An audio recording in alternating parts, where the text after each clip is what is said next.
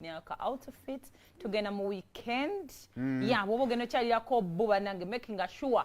game yeeyo munda mulimu akagoye temuli kaki anti ndabanga akayinza okununa endu nesitandika okufuutuka ne munda material bayanjawulo twagiraba yakyoya kale bale nga akapiira ku kanti bannaye betutambuza nabo ebigere kano mukaleke kabere ba S ketaaga ba S niwe kaba kalimu akagoye kale mugule enamba ya Grace eri 0758 59 18 19 0758 59 18 16 WhatsApp ye oyino gisevinga nobera ngolaba kibyaleta WhatsApp ye atekayo nnyo business kwesinga otambulira WhatsApp ye abantu batundira ate buli business wakagulayo wakakoleyo business zitakyusa era nga kiwataddeyo gyo kyekibe ekya bulijjo so bikyuka mwana ayinza okutera back view front view buli angle kale kadde kakama akonako olwalero akonako olwalero kagenda especially ddala eri abantu abafumbo omufumbo bazi yaliwo ow'empeta kasoba ng'olina omuntu ewaka wamubeera mwembi kati ebiddakala bitugenda eri mugundi kati ate totukuzanga bikoze biti ebyo naye abafumbo tutandikire wano naddala nga relationship erimu abaana misunderstandings mu relationships zibeerangamu era n'otuuka n'osiba abaana bawala musiba kaŋŋende akazi bakyanoba olina okunoba musabo no shake you shake the table era we batakunyegamanya bulijjo naye temunoba nedda ddi awamanyenyanyenyamu waliwo olumu no nga si alina nnyo kyakoze but nonyenyanyenyamuko ku tteba omusajja tajja kunona ng'ogenda bulijjo obadde wantu we batakwagala abasajja tebalabika lwakuba kale olina onnyenyamu omulundi gumu wonyenyezaamu ogwokubiri ne batakunona ozuba buzze but olina testing because now tetukyabuuza bintu ne do you love me ebyo byakito nnyo kati bw'onoba musite n'akola atya bw'onkima nga mmanya yono wange kantuule enfumbe banze comedy atali musasuye simusobola my friend nga wagenza lenkunone ate no tojja kumanya nti ddala nkucekinga kuba ojja kukola ekintu kugamba essebo kati kankuleke ntambule ngende kati olina at least obeere ku ssimu okubira emmamyo yali eyo kubire buli omu nga nze nagijjeeko wamma weekozeemu ddi olaba oba afaayo bannanga abasajja mulye ssente zammwe kola buli kimu kyolowooza ekisanyusa obulamu pakati ku nsi kwakuli mu kumanyirwa bumanyirwa ojasanga nga tekimanyi stocks zeeri kikubira kusimu kakati anti stocks wali oziteka mu kadrowa nga sikyazirabawo esati yange eri eya brown omanyiko weeri then amanye nti your value naye kasita otambula n'ogenda omuntu nga buli kimu asobola okyemalira mukyala bulijjo obeera na mukyala munno nze kyendowooza abasajja kikino kyoba okola kale munone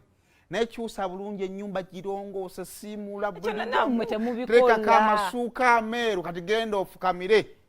ogikomewo ng'ewunya akawoowo omukomyewo obanga bamuno bulijjo wo tewoojagala kuba bwonkima non-dropping ewaka bijjukira bwonkima ngoba olina n'emirimu gy'obadde ogenda okukola kati nonkomyewo eka n'abaana bange nina noyita bagana ne baba mujje mulabi ensi ebonyaabonyezza kino olabe ennyumba bwefaanana kati nfuba nga nkola ekintu ku mutima kikusigalemu muli kikulume nze sobola kukkiriza kusemba nakyo nenjirongoosa bulungi ntekako amasuuka nga meeru buli wamu neteka n'ekigoye ekyeru nga kyetulinnyako kati kyokola ddiya toddamu kunobaawo toddamu manya ono naye esobolera anyway talking of kunoba ebiseera ebisinga nga relationships ziri misunderstandings etuuka n'ogamba omuntu kamwemu break kayeeterezeemu n'ogenda ewammwe kati olumu ng'olinawo abaana naddala I'm going to speak to mothers ng'olina omwana omuwala kino ekintu kyenjogera kiri very abnormal naye ate tukiwulidde nnyo nti osobola onoba n'oleka omwana we waka omusajja n'amukozesa nga lala yamuzaala yes tubiwulidde nnyo yes kyobola nga nsose nenkiprotectinga kyabuwumba tuutu tekiyogerekeka ku makya gano naye nga gyebiri omusajja zola omulabirako ki anti tojja kumanya kyekizibu olumu abaako byakola saba abeerawo awo nga gentleman by the time I give you akawalako kakkuba ye ate munaye ezo statements olumu ze bakozesa nze omwana yanfaananidde nnyina zinga mujja na nnyina no nga wo ddala wo DNA eyo kawalako abantu sajja babikoze nnyo so omukyala bw'oba osaze ogenda kunoba omusajja muleke mu nnyumba yekka abaana bo omukozi naddala n'oba si naddala n'omukozi wo genda naye mbadde ngenda gamba naddala nga omusajja okyamwetaaga but omusajja bw'obanga omuyinamu omwana n'oba tokyamwetaaga because singa akola ekintu bwe kityo nekifuluma eyo wabweru it will be taata w'abaana bo taata w'abaana bo yakoze kino ekintu kigenda kuba kyasiru nnyo kigenda kukuluma obulamu bwo tojja kwesonyiwa so mu byonna byonna embeera ebaddebo anti ayinza okugamba bw'oba otwala abaana bange tebadda wano omwana owange tagenda fuluma wano owange tafuluma gwe kwata abaana bo genda because ekituufu kiri nti n'abaana babe naye tukola because tojja kumanya nga bwe nkugambye rate y'ebiragalalagala nene nnyo abantu bano olumu adde ewaka gwe omulaba nga tata olumu omuntu ayinza n'okubeera abuser but because obufumbo okugumiikiriza ng'akozesa olulimi oyo akulangira ebintu ebikuluma akola byonna byonna naye nga gwogamba maybe namunyiiziza akyogedde lwa busungu but oli ng'alina ebiragalagala byakozesa agenda akyuka gwe tomanyi he's becoming a monster mpola mpola gwe tomanyi as omukyala olowooza oba busungu oba mbeera ya byanfuna ye mukyusa bigambo agenda aleeta ebigambo ebyenjawulo kati laba bwogenda n'ogamba kantambule muviire kamulekere n'abaana be ekibi ekisembayo ku nsi nekigenda kihappeninga mu makaago bloodline yo ewammwe okuswala okukota like nga tolyesonyiwa lwaki wano bano okuno banoleka abaana b'emabega so nkwadvisinga mukyala munnange kwata abaana bo genda nabo kwata omukozi genda naye newababeera bano abaana kuba kati omukazi watandika okugenda n'omukozi kitegeeza aba akyakwagala olumu just kukutereza nti nomba nobye kuno batakitegeeza muno omwami wange sikwetaaga mba nonkwagala naye banjagala otereze mukulu nkulaga nti nsobola okugenda kubanja genda egyo ogwokusatu sijja kuddaagenda nakulekera omukozi mbwakuyambeko ku mirimu genda naye mumupanishinge lumu nebanabaana because olumu abakyala gwawandiika abakozi mwagamaka anti ogenze nedda nkyali mwagamaka akazi obutasalawo kwaba mulimu n'abaana bano ng'omwana wakuludda lwa mwami katugambe tata wange muto oba kale oba nze mama wange yandeka mu maka omwana oyo ebiseera bisinga tomuyinaako nnyo buyinza naye bw'omanya nti gwe maama abadde azannya paati y'omwana ate ogenze at least let other people know oba jjajja amanye nti ovuddewo oba jjajja wa mwana maama wa bbaawo mugaize nno maama munnange nkoze eki ngenze oba abasenga be yenna omuntu gosobola communicatinga naye olumu abaami abo babeera oba saidi yange katugambe oba kojja wange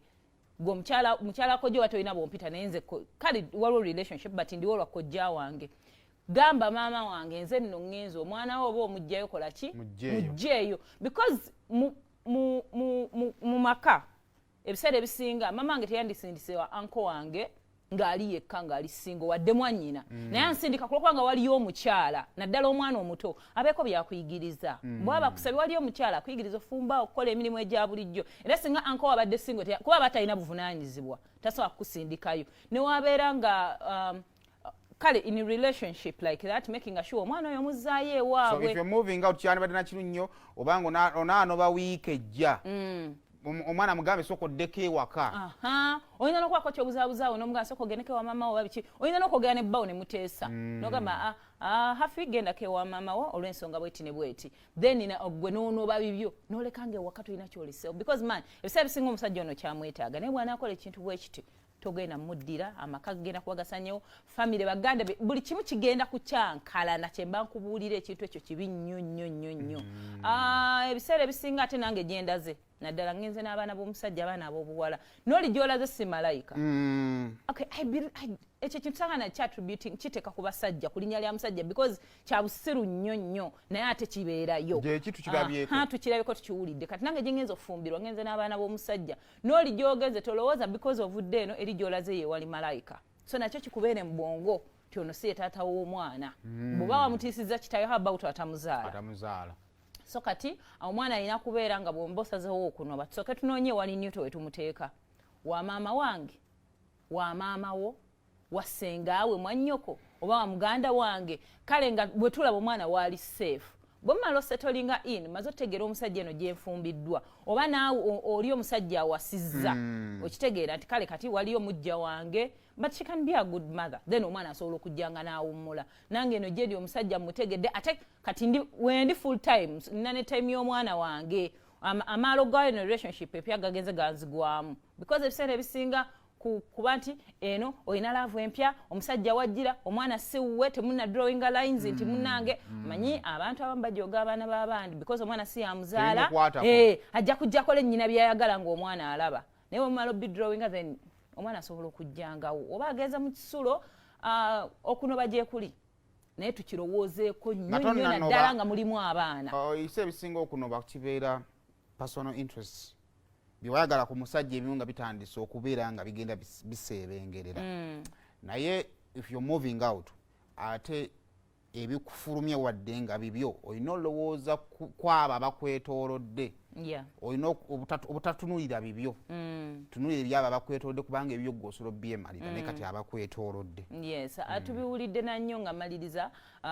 because ng'omusajja ayinza okuba talina nakyakola mwana naye because bakulidde mu nnyumba y'emu ate some fathers naddala nga enagamba ababeerawo strong relationship between a dad and a daughter bweri nnyo nnyo y'amaanyi ye n'akolera buli kimu omwana we naye abantu ne batandika n'okugeyanga omusajja anaaza atya omwana w'omuwala omusajja akola kiwa omwana we wuyo avubuse akyakola ki naye mu nnyumba so mu society naye ekireceiving bulala omuntu ayinza okutuuka nga olumu bamusalako na busazi bigambo naye kulwokubanga relationship gy'olina n'omwana we naddala ng'omwana agenda avubuka ayina okugenda nga atagulukako ku taata we ng'agenda yegatta nnyo ku maama we so walina okubeera nga aliwo omuntu awo oba stepmother oba ani omukyala yenna naye ng'omwana tali nnyo nnyo bw'ati na kitaawe